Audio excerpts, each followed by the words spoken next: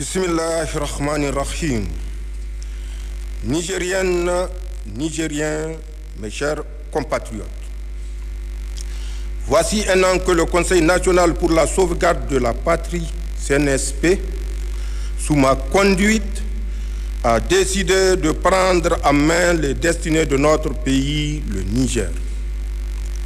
En effet, les menaces existentielles auxquelles faisait face le Niger ne laissaient guère le choix à tout patriote soucieux d'éviter à son pays de sombrer vers les obscurs rivages du terrorisme, et cela nonobstant le placement du pays sous tutelle des bases militaires étrangères.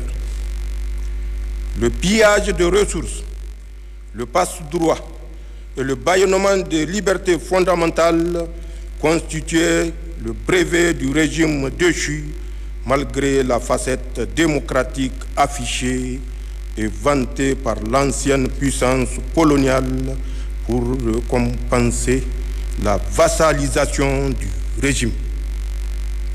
Victime de cette situation, notre peuple a adhéré à la nouvelle marche imprimée par le CNSP, transformant le coup d'État en un vaste mouvement de libération nationale et de reconquête de la dignité populaire. Cette défiance vis-à-vis du régime déchu, combinée à la menace et aux sanctions iniques imposées par la CEDEAO, a entraîné le rejet de toute influence extérieure par les Nigériennes et les Nigériens. Au plan national, le changement a engendré un élan patriotique sans précédent, expression des aspirations profondes de nos populations à la liberté, à la dignité et à la souveraineté nationale. C'est conscient de l'immense espoir suscité par les événements du 26 juillet 2023 et pour être en symbiose avec les aspirations populaires que le CNSP s'est engagé sous ma direction, d'une part à la refondation à l'intérieur du pays et d'autre part à la construction de l'Alliance des États du Sahel dans notre voisinage immédiat. Notre ambition pour le Niger se décline, comme vous le savez, autour de 4 axes, à savoir le renforcement de la sécurité et de la cohésion sociale, la promotion de la bonne gouvernance, le développement des bases de production et enfin l'accélération des réformes sociales.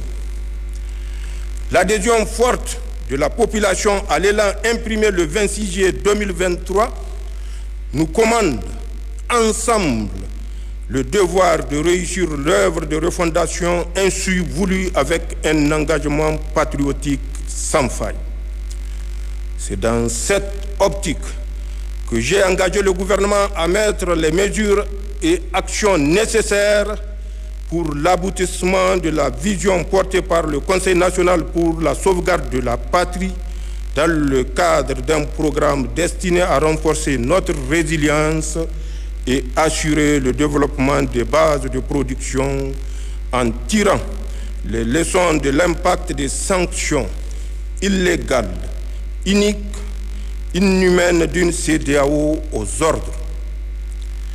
Des lettres de mission ont à ce titre été remises aux membres du gouvernement qui en feront le bilan sectoriel.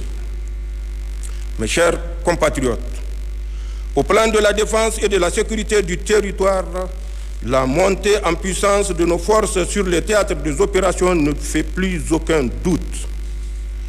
Qu'il s'agisse de la lutte contre le terrorisme dans le Liptako-Gourma et dans le bassin du lac Tchad, ou dans le cadre de la lutte contre le grand banditisme, nos forces de défense et de sécurité engrangent des succès. C'est le lieu de rendre un vibrant hommage à nos forces de défense et de sécurité pour le lourd sacrifice consenti au service de nos populations. La nation entière, à travers moi, exprime sa reconnaissance à votre endroit et manifeste sa solidarité envers les veuves et les orphelins des soldats tombés sur le champ d'honneur. Pour ma part, je fais le serment de garantir la montée en puissance de nos forces de défense et de sécurité en réaffirmant la ferme détermination de toutes les autorités compétentes à poursuivre le renforcement des capacités de nos forces armées. L'État continuera à s'investir dans l'acquisition des moyens conséquents requis à la hauteur de la menace. Nigériennes, Nigériens, la conquête de la souveraineté passe avant tout par l'exploitation des ressources nationales au profit de nos populations. À cette fin, j'ai lancé dans toutes les régions du pays le programme de grande irrigation dont l'objectif vise à assurer l'exploitation optimale des potentiels agro-pastoral en vue de l'atteinte de notre souveraineté alimentaire. Ce programme phare engagé sur financement propre promet des résultats satisfaisants.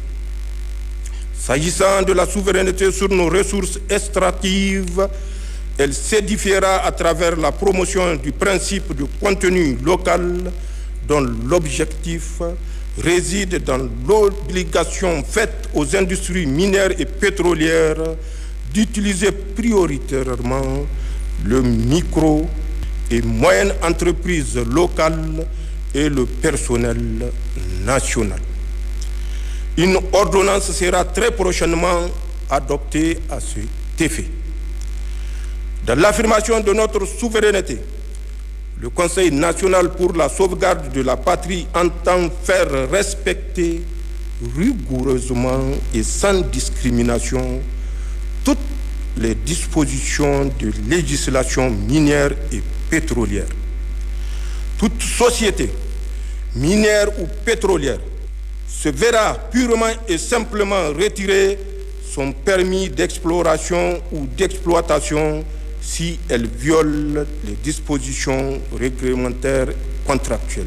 Le bloc pétrolier Bilma, les rendus R5, R6, R7 d'Agadem, les permis miniers d'Imouraren et celui de Madawela sont retombés dans le domaine public de l'État.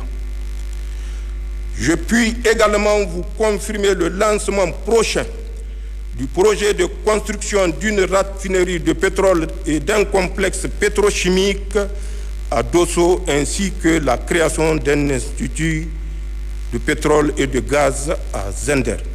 L'école nigérienne, la formation professionnelle et l'esprit d'excellence et d'entreprise constitueront le pilier majeur de la refondation et de la consolidation de notre souveraineté, car le sort national ne pourra être garanti que par une citoyenneté responsable dans les politiques publiques et le bannissement de la culture de la médiocrité et de l'impunité. Nigériennes, Nigériens, au plan géopolitique, il me plaît de souligner que nous avons réussi de concert avec le Burkina Faso et le Mali à porter solennellement sur le fonds baptismaux la Confédération des États du Sahel, consacrée par le premier sommet des chefs d'État de l'Alliance des États du Sahel, tenu le 6 juillet 2024 à Niamey. Le passage au pas de charge de l'Alliance des États du Sahel à la Confédération des États du Sahel franchi en l'espace de 10 mois à peine, et ce malgré les embûches posées par ceux que notre indépendance dérange, illustre en lui-même notre farouche volonté de bâtir sur le socle sahélien un espace souverain de sécurité et de prospérité. Le traité mis en lumière par la déclaration de Niamey crée une union d'États structurée autour de 3 axes stratégiques, à savoir la défense et la sécurité, le développement et la diplomatie. Je tiens devant vous à remercier une fois de plus mes frères, les présidents Ibrahim Traoré et Assimi Goïta, pour l'œuvre titanesque accomplie malgré toutes les menaces proférées et tous les complots ourdis contre l'AES. Je fais également le serment d'œuvrer à l'opérationnalisation de la Confédération des États du Sahel, pour laquelle j'ai déjà commis un comité national. Mes chers compatriotes, soyez assurés que la voie que nous suivons est résolument sur la trajectoire de la rupture avec l'ordre néocolonial et l'établissement d'un partenariat gagnant-gagnant avec tous les pays du monde épris de paix, et ce, sans exclusive. À cet égard, le Niger respectera tous les engagements souscrits avec la communauté internationale.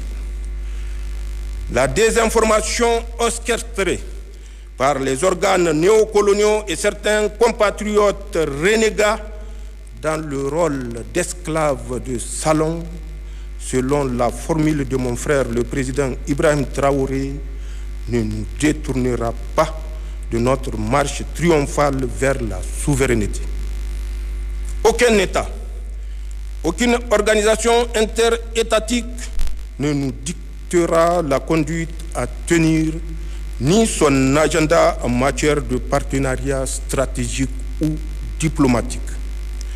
Et ceux qui fantasment sur la remise en selle imminente des régimes déchus à leur solde vont déchanter. Ils devront se rendre à l'évidence avant qu'il ne soit trop tard. Notre marche vers la souveraineté pleine et entière et inexorable. Mes chers compatriotes, c'est dans le cadre résolu de cette marche que s'inscrit une série de mesures préalables et actions prises par le Conseil national pour la sauvegarde de la patrie pour asseoir davantage notre souveraineté, à savoir, et sans être exhaustif, la dénonciation des accords de défense et de sécurité qui lient le Niger à la France, le renvoi de l'ambassadeur de France comme persona non grata, la suspension des droits de diffusion au Niger de certains médias propagandistes français, le retrait du Niger et du Burkina du G5 Sahel, l'abrogation de la loi 2015-36 du 26 mai 2015 relatif au trafic illicite des migrants, le retrait du Burkina, du Mali et du Niger de la CEDEAO, la dénonciation de l'accord militaire entre le Niger et le Bénin, la nationalisation de la Société nationale des eaux, la dénonciation de la convention fiscale entre le Niger et la France, la dénonciation de l'accord relatif au statut du personnel militaire des États-Unis. Nigériennes, Nigériens, mes chers compatriotes, d'autres mesures comme la création de la commission de lutte contre la délinquance économique, financière et fiscale, COLDEF, visent, elles, à assainir le climat socio-économique en rétablissant l'État et nos populations dans leurs droits. L'œuvre de reconstruction ne peut se faire qu'avec le concours de tous et en faisant ensemble le diagnostic des errements passés pour parvenir à l'administration des remèdes conséquents et adaptés à la prévention de la délinquance économique. C'est dans cette optique que j'ai mis en place depuis plus de 2 mois un comité technique chargé de la synthèse des contributions issues des assises inclusives régionales, d'organiser la tenue des assises de la diaspora et de proposer les modalités d'organisation en vue de la tenue prochaine du Forum inclusif national. Zantien Kassani, Labousanino. Vive le Niger, vive la Confédération des États du Sahel. Je vous remercie.